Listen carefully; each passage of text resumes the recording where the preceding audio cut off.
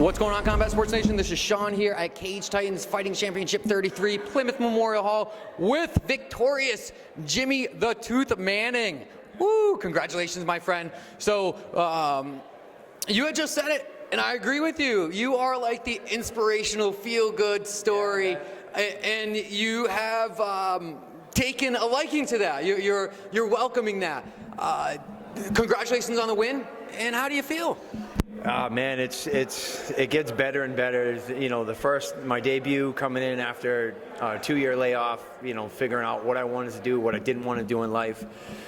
It's just every minute of every day, you know, I say this often, every minute of every day that's happened, I've dreamt about it a few years ago. And it's all just, I'm living out, you know, my dreams are just coming true every minute of every day. So I think that, you know, finding, you know, inner spirituality and fixing myself, you know, from the neck up is really starting to pay huge dividends.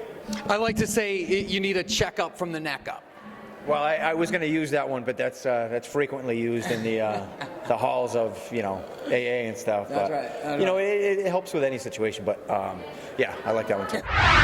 What had transpired over the course of those 2 years that has now gotten you to become a professional mixed martial arts, undefeated professional mixed martial arts fighter, from going from amateur champion, layoff, different mindset?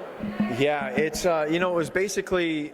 I don't need to hold this right. No. It was basically, you know, had so many people telling me, you know, if you retire now, you know, you're 36, or excuse me, I was 38. You know, when I announced my retirement at amateur, man, what a fight that was. That was awesome. He still scares me. I have nightmares about him to this day. But there was a lot of bad things that happened to me in my personal life, and I knew if I ever wanted a chance to get back in the ring, I had to fix myself outside of the ring first before I could fully accept all of, you know, the training demons of MMA, you know, the everyday lifestyle, the you know, the early morning workout, the midday workout, the evening workout, and trying to balance every other part of my life, you know, all at the same time.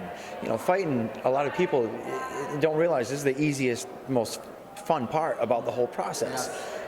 So I, you know, I had to really get in touch, you know, inside, you know, check up from the neck up.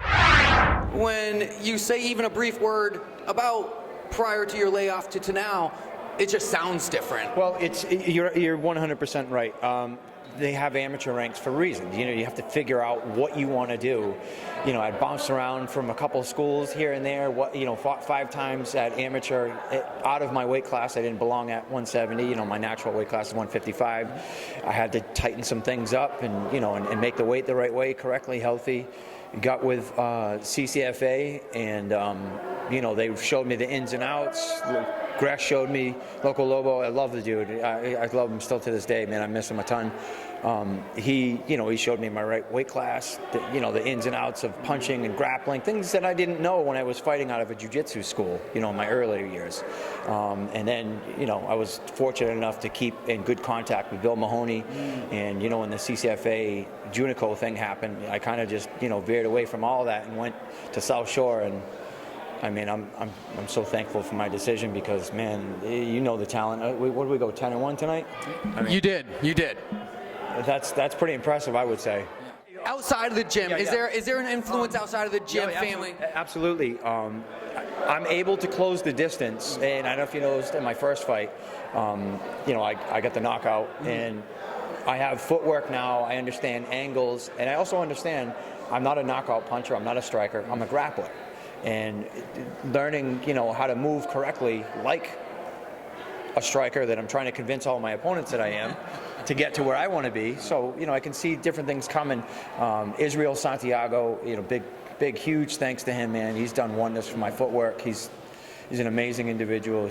You know, he takes time with me, you know, morning, afternoon, night if I ask. So, you know, big shout out to him. And there's just, you know, him especially.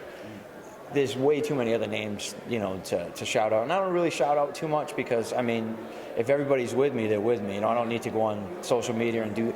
That's for the young kids, man. That's all for my little brothers and sisters at South Shore and all the other schools. So I feel like they're big brother, not like their father. But. You don't have that much time. You are 40, right? Yep, I don't know how far you want to go, but would you like to see a Cage Titans title by the end of 2017? 100%, absolutely. I am going to get that title. title, and nothing's going to stop me. Awesome. My friend, thank you so much. I greatly appreciate it. Finally, it happened. Yes, you gave me the interview finally. Look, Ma, I made it. Combat Sports Nation, thank you so much. Follow us on Instagram, watch us on YouTube, check us out on Facebook, visit us on Twitter, and stay tuned.